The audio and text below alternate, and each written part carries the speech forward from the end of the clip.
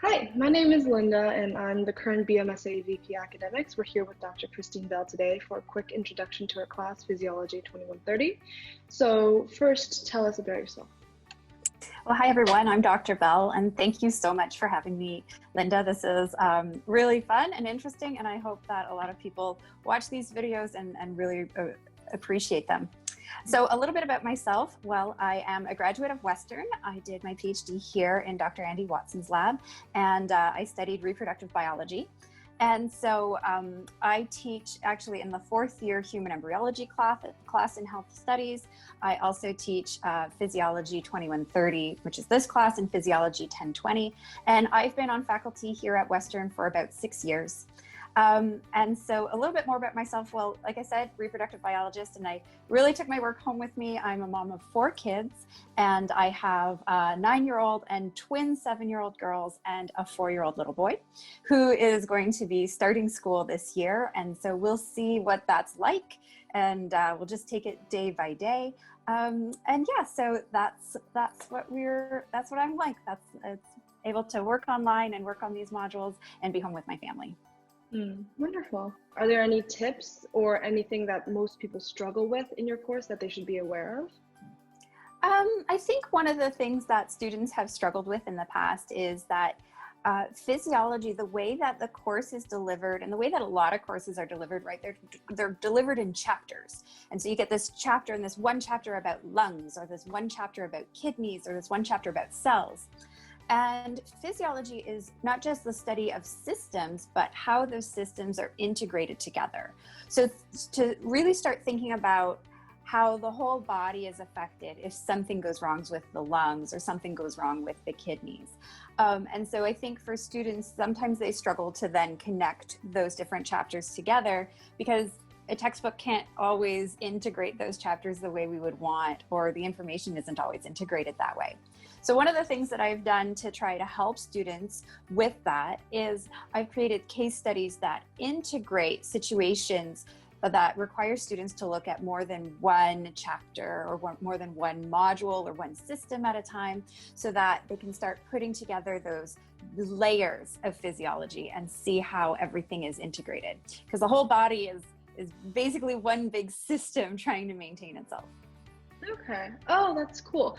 I've taken the phys, like the in-person version. I didn't take the online. Right. Would you say this year, is it still following the same structure as previous years, the online modules and the different checkpoints? Is it the same structure, or is there a change in any way? It's going to be really simple. Yeah, really similar. It's going to be the online modules. There's going to be checkpoints within the online modules.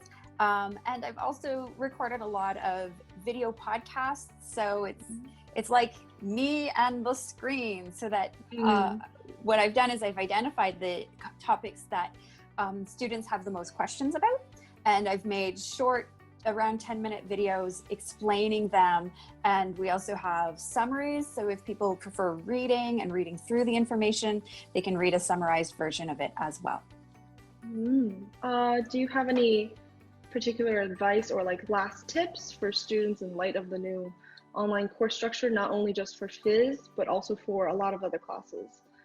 Absolutely. Right now, with the way that just the current situation is, some people find that they have so much time that they almost don't know what to do with it. Like, it's almost overwhelming to have all this time. And other people are working on the front line. They have to organize their actual work schedule, as well as adjusting to all the new expectations and all the new situational demands.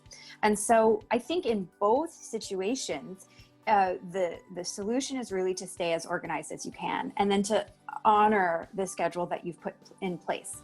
So whether or not you find that you have so much time, make a really clear calendar for yourself and stick to it.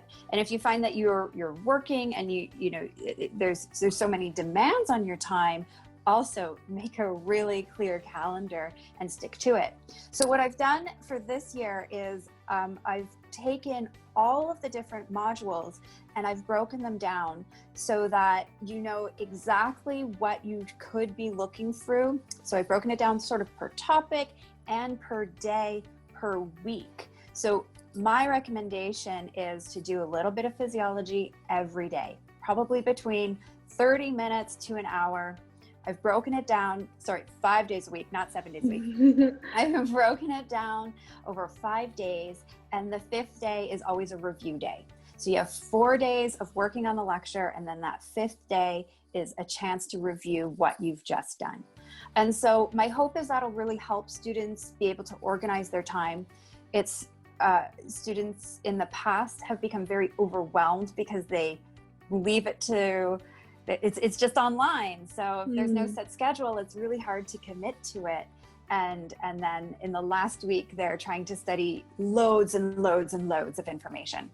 And so this way, you'll see the schedule, you can work through it. It's all already portioned out for you. And if that's something that you think will really help, then that's great. What I would also say is if you find at any point that like you are becoming overwhelmed or there's too much, or even setting up a schedule is really difficult for you, because that is a skill and not everybody knows how to put that together. Reach out to your academic advisor, reach out to the support people at Western, because they have people who are trained in sitting down with you, setting up the schedule and working through on how to be organized. That's great. Like, I love how it's been portioned out. It makes it seem like we have classes instead, like every week you have to work on like this. Yes, yeah. I've said it to every day. So maybe that's too much. Maybe that's too detailed for people. That's fine. If you want to do it on a weekly basis, I would say at least every week be putting in 3 to 5 hours for physiology, and that'll certainly be a really strong start. Yes. That was great. Do we have one last fun question? So what is your favorite hobby? What is your favorite hobby / pastime? Right now, it's been teaching our kids how to play cards.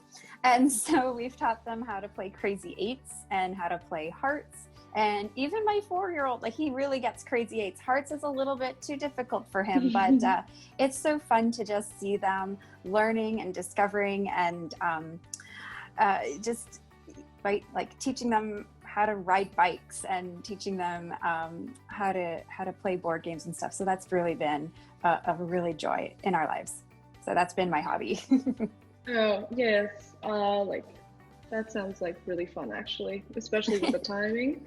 But yes, thank you so much for being with us. Thank you so much for having me, and thank you for organizing these videos. I think that they're going to be really useful. Yes, we just want to give students a little bit more one-on-one time with their profs, but yes, thank you.